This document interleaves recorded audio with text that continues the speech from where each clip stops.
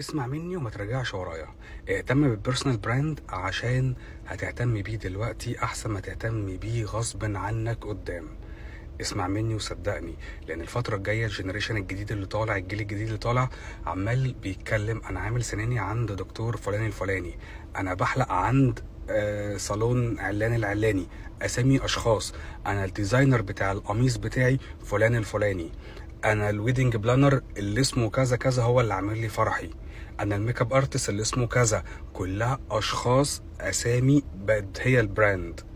فانت لو عندك اي سلعه بتبيعها اهتم بالبيرسونال براند بتاعك، انت اللي تطلع تقولها، اللي انت اللي تكون الانفلونسر، انت اللي تكون الكرييتور.